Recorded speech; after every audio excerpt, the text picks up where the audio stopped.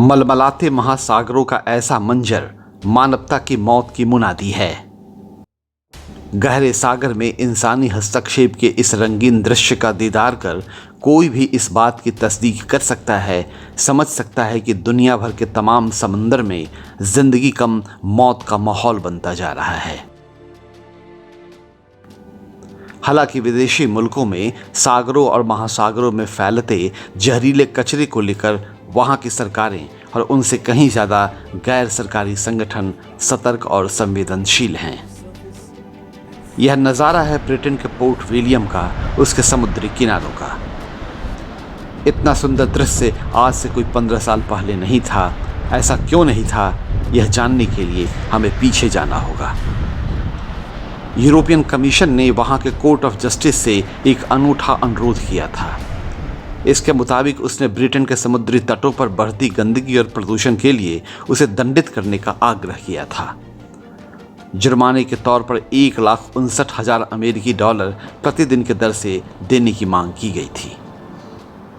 सनद रहे, कमीशन बीते कई वर्षों से इसी मुद्दे पर ब्रिटेन से लड़ाई लड़ रहा है।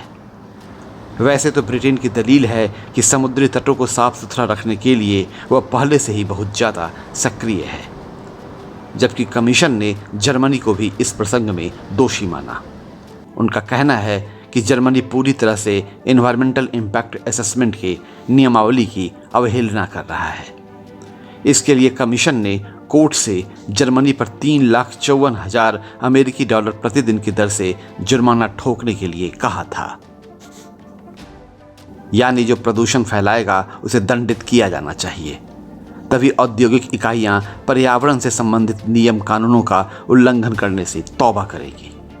साथ में इस बात पर भी चर्चा चल रही है कि बढ़ती आबादी और पर्यटन के विकसित संभावनाओं का खामियाजा कुदरती संसाधनों पर नहीं होना चाहिए।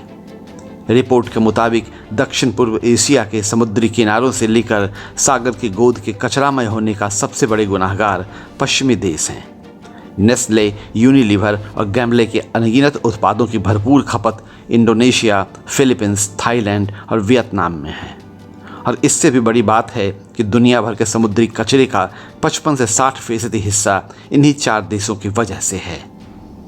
आशंका है कि सिलसिला ऐसा ही चला तो साल 2050 तक समुद्र में मछलियों से ज़्यादा कचरों का वजन हो जाएगा। फिलहाल समुद्री कचरा फैलाने में एशियाई मुल्क सबसे आगे हैं। सागर में कचरा भरने में दुनिया भर में फिलीपींस तीसरे नंबर पर है, जबकि चीन पहले नंबर पर और इंडोनेशिया दूसरे नंबर पर कुंडली मारकर बैठा है। प्रदूषण को लेकर हालात बिगड़ने में समय नहीं लगता।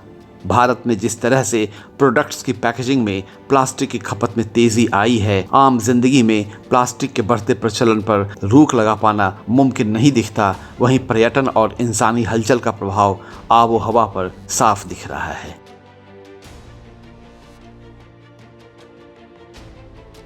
प्लास्टिक की समस्या से सागर, महासागर से लेकर जमीन और पहाड़ मुक्त नहीं हैं।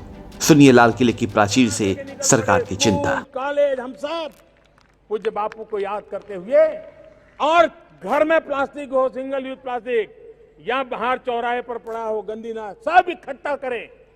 नगर पालिकाएं, महानगर पालिकाएं, ग्राम पंचायत सब इसको जमा करने की व्यवस्था करें। और हम प्लास्टिक को विदाई देने की दिशा में 2 अक्टूबर को एक पहला मजबूत कदम उठा सकते हैं। आइए प्लास्टिक से बचें, तभी पृथ्वी बचेगी, पर्यावरण बचेगा और समुद्र में मछलियों से ज्यादा प्लास्टिक कचरों की मौजूदगी का कयास झूठा साबित होगा। प्लास्टिक जानलेवा है और समुद्र के मरने का मतलब आपको पता है।